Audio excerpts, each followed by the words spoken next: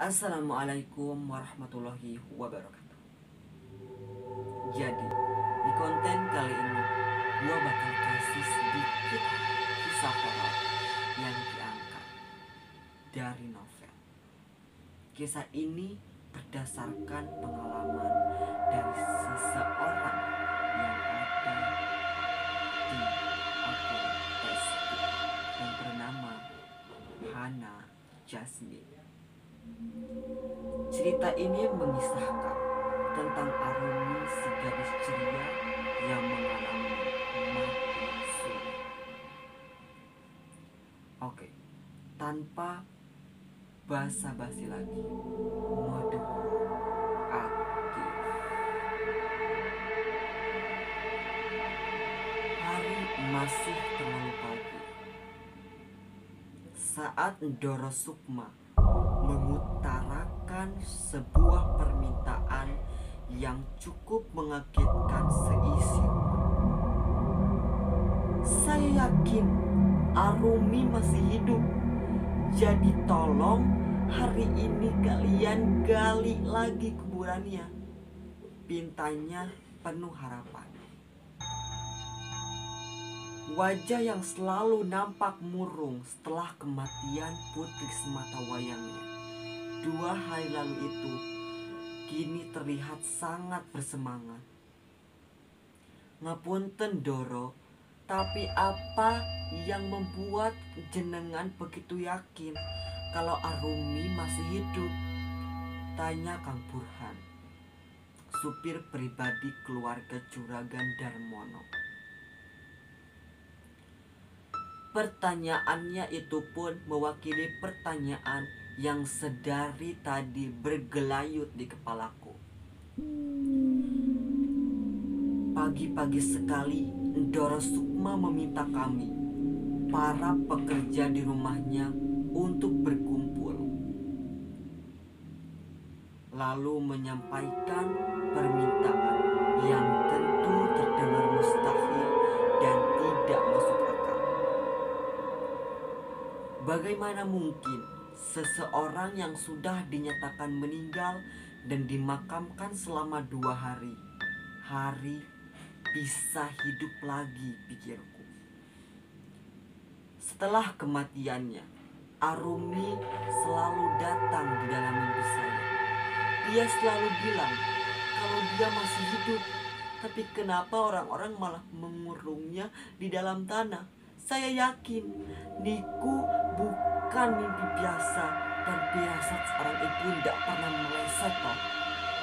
Tutur Ndoro Sukma dengan suara sedikit bergetar, lalu menyeka sudut matanya yang tampak berair. Sedangkan sang suami Juragan Darmono hanya diam sembari memeluk bahu sang istri. Namun gurat kesedihan pun tampak terlihat jelas dari wajahnya yang mulai menua. Dan setelah berdiskusi cukup lama, akhirnya Bapak dan Kang Burhan pun bergegas memberitahukan para warga untuk ikut membantu proses penggalian makam Arumi. Aku yang hari ini tengah libur sekolah pun diminta ibu membantu menyiapkan air untuk memandikan Arumi nanti. Sebenarnya aku sedikit ngeri membayangkan jika benar Arumi akan kembali ke rumah ini. Meski selama hidupnya kami berteman dekat, tetapi apakah dia masih hidup? Akan bersifat sama setelah kejadian mati suri? Awakmu percaya kalau Rumi masih hidup sih? Tanya Risma, teman sekolahku yang juga teman Rumi. Aku dan Arumi tumbuh besar bersama di rumah ini.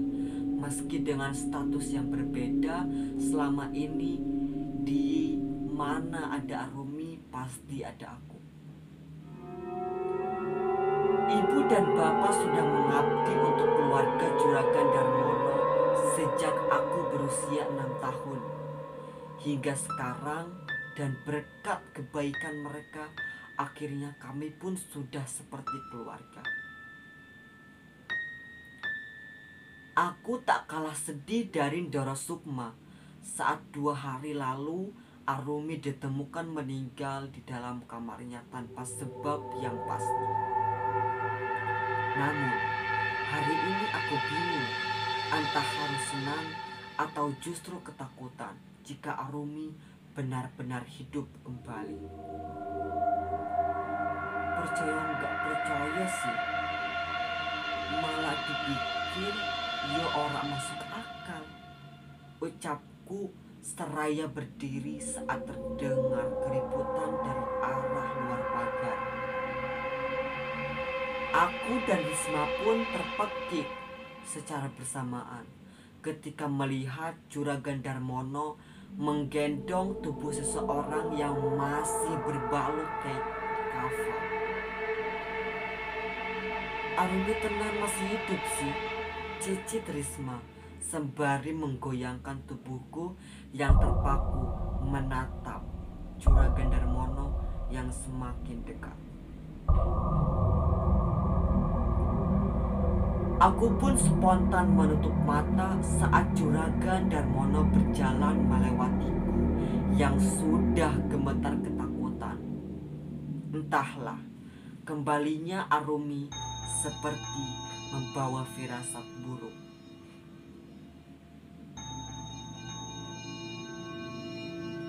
Bulu keduku meremang menatap seonggok kain kafan lusuh di dalam tempat sampah yang berada di dapur. Mengapa benda ini dibuang sembarangan, pikirku. Gina sih.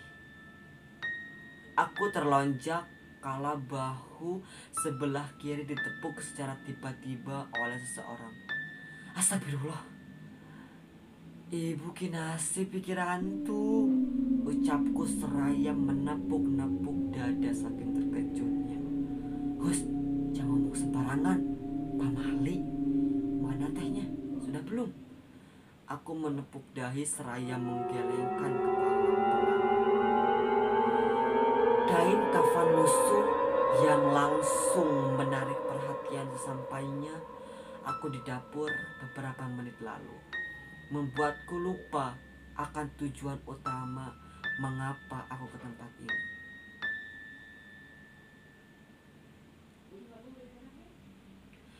Ya Allah, Caike, terus dari tadi ngapain aja di dapur? Aku hanya bisa meringis kalau sudah diomeli ibu begini.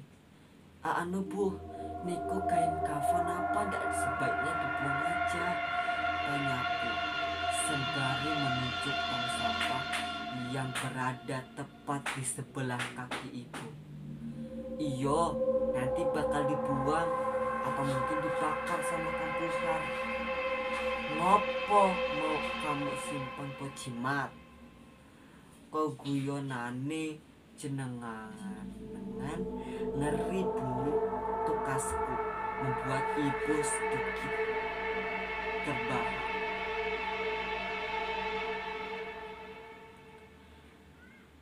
Kalau ibu sesantai ini, apa mungkin tidak ada yang berubah dari Arumi?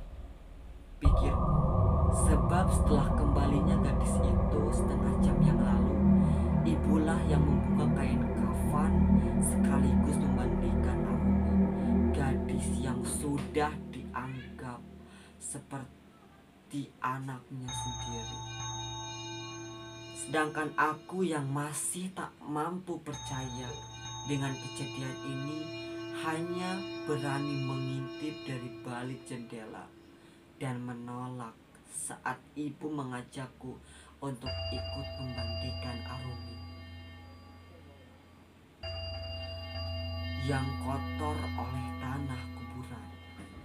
Bu, apa Arumi baik-baik aja? Tanyaku menatap punggung ibu yang tengah menggantikan aku membuat teh. Iyo, baik. Ndak ada yang aneh atau berubah gitu waktu jenengan mandikan dia? Tanyaku yang belum merasa puas dengan jawaban ibu. Dia ada, cuman lebih pendiam aja. Ya maklum, namanya juga baru siuman. Timpalnya sembari tertawa pelan. Aroma melati yang menguar dari teh buatan ibu, entah kenapa kali ini seperti membawa hawa yang berbeda. Padahal aku sudah terbiasa dengan aroma teh kesukaan keluarga ini. Namun hari ini aroma itu seperti lebih pekat.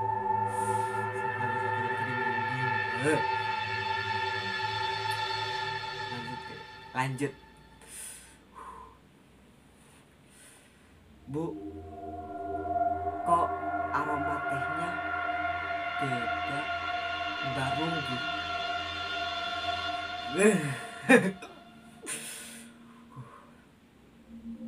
Sudah, tak usah banyak tanya. Kamu temani Arumi di ruang tengah aja. Nanti tehnya biar ibu yang bawa. Gue deg-degan.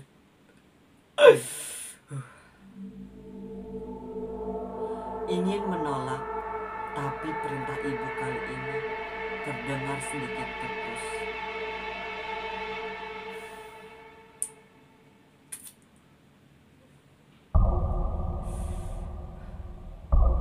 Sedikit meninggalkan dapur, aku kembali menatap kain kafan lusuh bekas membalut tubuh Arumi dengan ngeri. Lalu segera melangkah pergi tanpa mengatakan apapun lagi. Namun sampainya di rumah tengah, aku dibuat terpaku oleh pemandangan di depanku.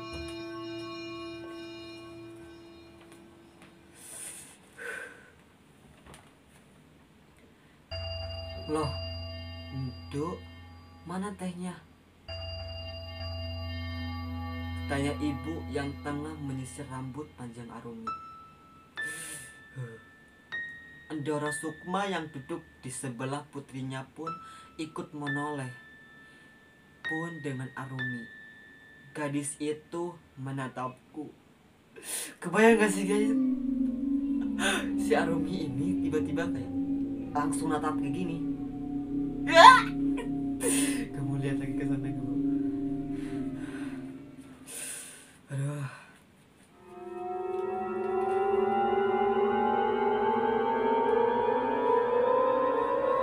Gadis itu menatapku sembari tersenyum. Senyum yang sedikit aneh. Anu, bukannya tadi. Aduh, Caiki, makanya jangan kebanyakan ngelamun. Sudah sini, kamu yang sisir rambutnya. Ini biar ibu yang bikin teh. Entah aku harus senang atau justru ketakutan dengan perintah yang ibu berikan. Jika harus kembali ke dapur, jelas aku tak berani. Namun badan di sebelah Arumi pun pasti rasanya seperti uji nyali. Pasti guys, pasti bayangkan.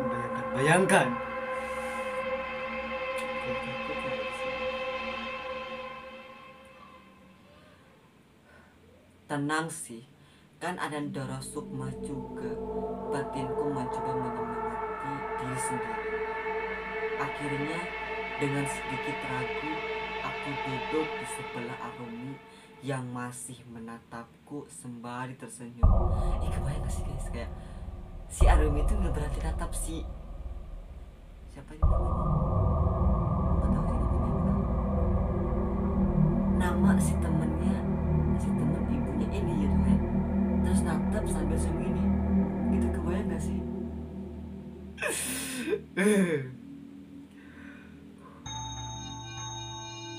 Lanjut ya. Kamu pasti seneng kan, Dok, bisa kumpul sama Rumi lagi. Tutur Ndoro Sukma binar bahagia jelas terpancar dari wajahnya yang masih tampak cantik di usianya yang tak lagi muda. Nggih Ndoro.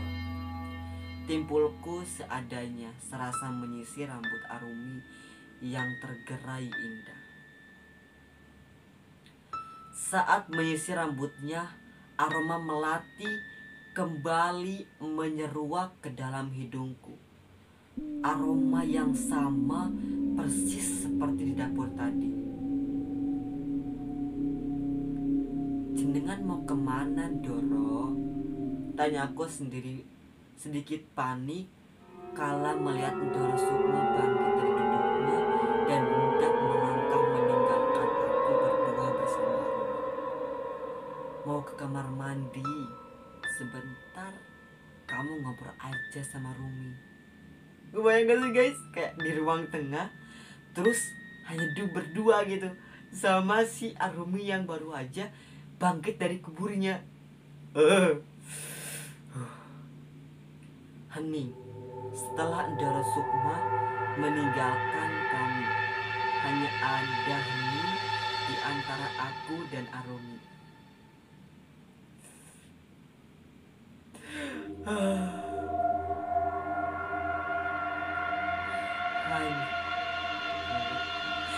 Padahal sebelumnya, jika sudah duduk berdua seperti ini,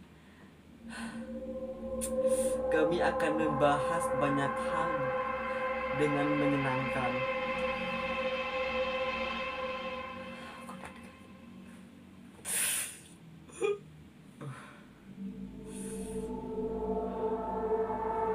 Namun situasi kali ini berbeda. Aku diam, Arumi pun buka.